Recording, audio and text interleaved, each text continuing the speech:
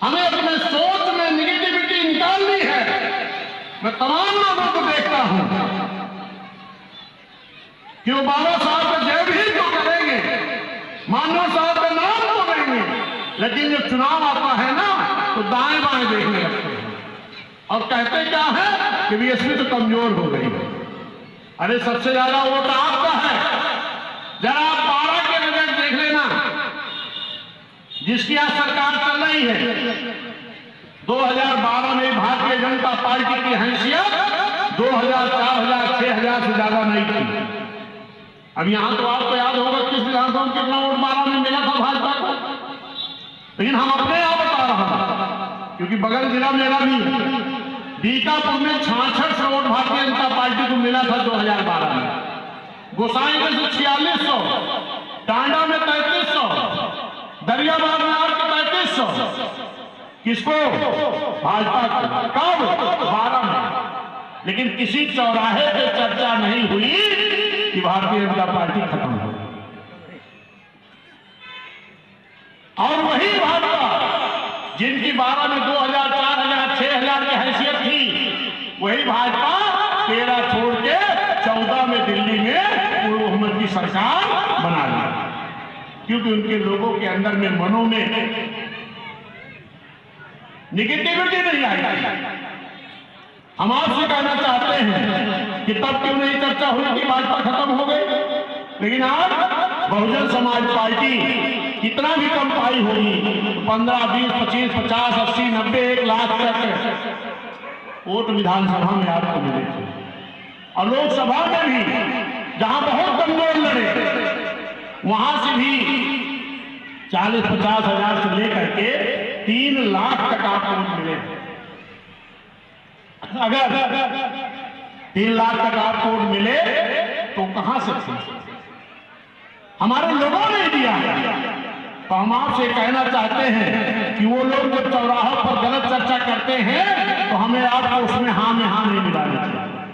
हमें अपनी नेता पर भरोसा रखना चाहिए, माननीय बहन जी पर विश्वास करना चाहिए, और हमें ये मन बना लेना चाहिए कि जो आने वाला चुनाव होगा 27 का, इस चुनाव में हम सभी लोग एक होकर के, सब समाज में भाईचारा पैदा करके, सब समाज को जोड़ करके फिर से इसी बाराबंकी में हमारे कई विधायक जीत कर गए थे।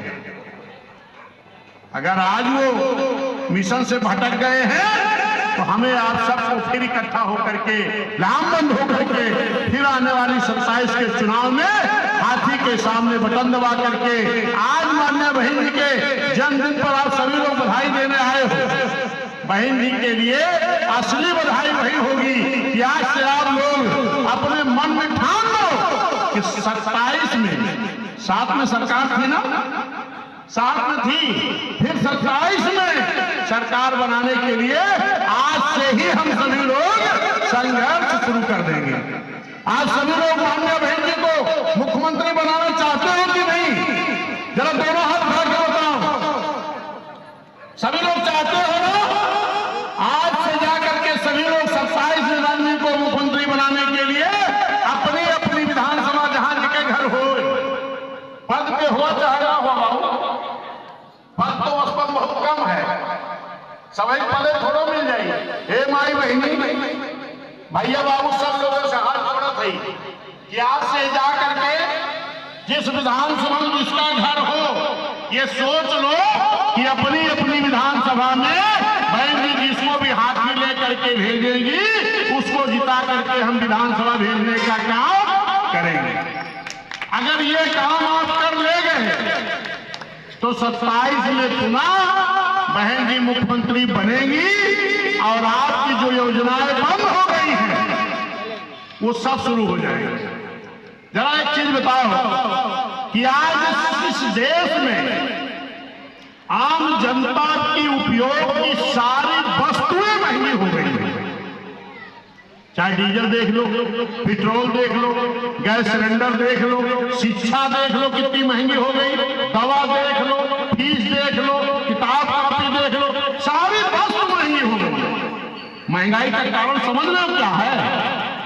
आम पब्लिक के उपयोग की जो वस्तु है इसको जो बनाने वाले लोग हैं, मैन्युफैक्चरिंग करने वाले लोग हैं, उन्होंने इस देश के पक्ष और विपक्ष सारे दलों को इलेक्टोरल बॉन्ड के माध्यम से चंदा देने का काम किया। इलेक्टोरल बॉन्ड के नाम से चंदा सिर्फ एक पार्टी नहीं ली है। कौन पार्टी?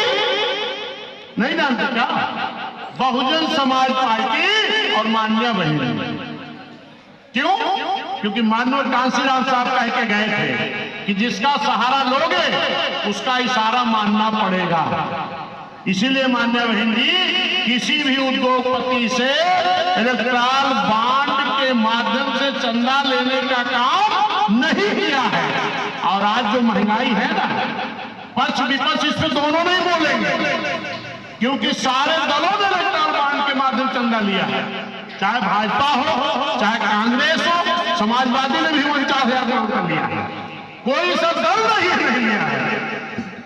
अगर ये जो सामान मैन्युफैक्चरिंग करने वाले लोग हैं, ये मोबाइल 2-2, 3-3, 4-4 लाख का काहे होगा? ये इसको बनाने वाले लोगों ने, दवा बनाने वाले लोगों ने, आपके उपयोग की वस्तु बनाने वाले लोगों ने अगर कई करोड़ चंदा दिए हैं तो ये कहां से सूलेंगे? ये आपकी ही लोग जेब से ले जाएंगे। आज महंगाई पर न पक्ष न विपक्ष, महंगाई पर कोई नहीं बोल रहे हैं, क्योंकि महंगाई करने वाले जो इस देश के मैन्युफैक्चरिंग करने वाले उद्योगपति हैं वो सब चंदा ले चुके हैं। तो ये मेरे साथियों, अगर महंगाई कम करनी है, नौजवानों को रोजगार चाहिए, नौजवानों को अच्छी शिक्षा चाहिए, किसानों को अच्छा मूल्य चाहिए, तो एक पार्टी बहुजन समाज पार्टी।